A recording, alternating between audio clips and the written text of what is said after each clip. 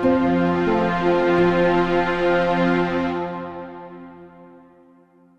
a world where North American governments are making a strong push to bring the critical mineral supply chain home to America, I'm joined today with Mark Chalmers, CEO of Energy Fuels, the leading U.S. producer of uranium, rare earth elements, and vanadium. Mark, welcome. It's my pleasure to be here. And it's a pleasure to have you. And congratulations once again on a fantastic Q3. I'd like to jump right into that by asking you, can you highlight the key factors that contributed to Energy Fuels' robust net income of $10.47 million in Q3 2023? Yeah, it was a combination of about four different things. One is uranium sales, some rare earth carbonate sales, but there also were some non-cash adjustments, for example, on some of our investments, and also the value of the note that we have with enCore. So there were some non-cash aspects of that. But if you look at the company over this year, 23, we are significantly profitable because we sold the Alta Mesa Project in Q1, and we're still seeing the benefits of that later in the year.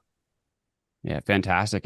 And keeping on the topic of financials, you also had a significant increase in working capital this quarter as well. How do you plan to allocate these resources for future growth?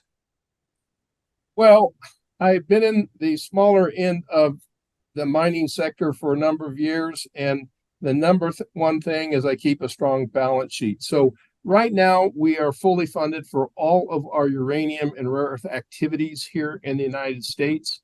With the strong balance sheet we have, but we're also looking at having additional arrows in our quiver for potential M&A in both the rare earth and the uranium front. So, I can't tell you exactly how they'll be allocated other than the fact that we have substantial capacity. Yeah, and it's great to have, and especially in markets like this. But speaking of markets like this, Energy Fuels has seen profitable uranium sales this quarter as well. Could you discuss the impact of the current commodity prices on your sales strategy and profitability? And do you see this trend of Americans buying in America continuing? Yeah, I mean, our profitability in the uranium sales was largely based on the fact that we have the ability to produce uranium from what we call alternate feeds. And that allows us to take natural uranium and process at the mill, and it's very low cost. And we currently have our uranium inventories on the books for about $30 a pound. So if you sell at 60 or 70, you get these really nice margins like we experienced in Q3. When you look at, the United States as a whole, and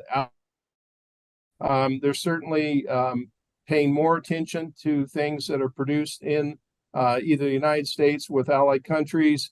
I think it will continue for the foreseeable future, but it's not an absolute. I mean, other countries, governments, you're not going to wean yourself of these, production from either Russia or China overnight. It's going to take time, but there are certainly people are taking steps to start the weaning process to start. Yeah, and I appreciate that. And you're just talking about production there. That leads into my next question. How are the preparations for the production of uranium mines progressing? And what are the expected impacts on production capacity and company revenue? Well, as I said in our Q3 call, we're readying about 4 different mines right now as we speak. And we're doing them kind of in a stair-step fashion. And we will respond based on our contract portfolios and the other market conditions. The margins that we posted, 50% margin, really from $30 to say $60 a pound. We'll continue to have strong margins there in the foreseeable future, because one of the first projects we plan to come online is our Pinyon Plain mine that has a forecasted cost of around $35 to $40 a pound. Plus, we still have these large inventories at around $30 a pound. So we're going to continue to have strong margins as the uranium business improves. Right now, we've got 3 long-term contracts, and we're looking at signing more. So just watch this space, Brandon. But we're in a good position with our projects and the momentum that we have. Yeah, and fantastic to hear. Well, I'd like to switch over to another critical mineral, talking about rare earths. Can you elaborate on the company's progress in developing rare earth separation capabilities and its strategic importance for energy fuels? There's been a lot of news on rare earths and the U.S. government investing in critical mineral infrastructure at home. Is the U.S. government, by chance, currently lined up at their door looking to speak with you on that? Well, right now, most of our rare earth strategy, we've completely funded it on our own accord. Certainly, there's interest of the U.S. government to advance the ability to secure and process rare earths more in the United States than has happened for a long period of time. We're basically just building our plan out. We secured earlier this year, we secured the Bahia project in Brazil, and we're advancing that.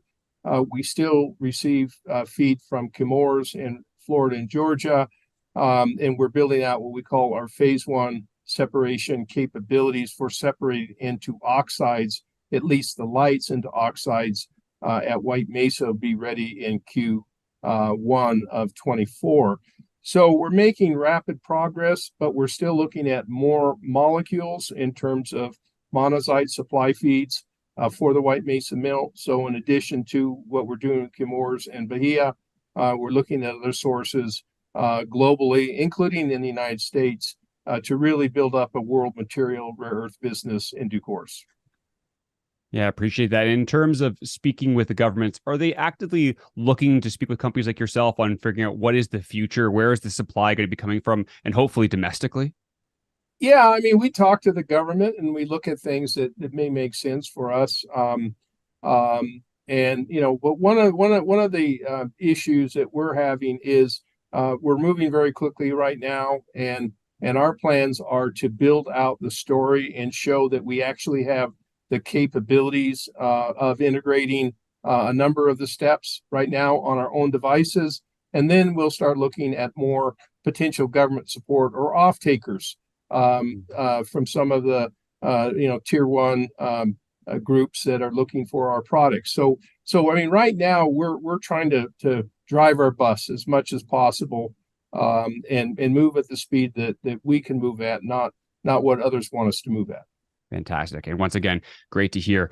Well, Mark, thank you so much for your time. For anyone looking to find out more information about Energy Fuels, you can see their website just down below there. You can click on there. There's plenty of information there to take that deeper dive. Mark, thank you so much for your time. Thank you, Brandon.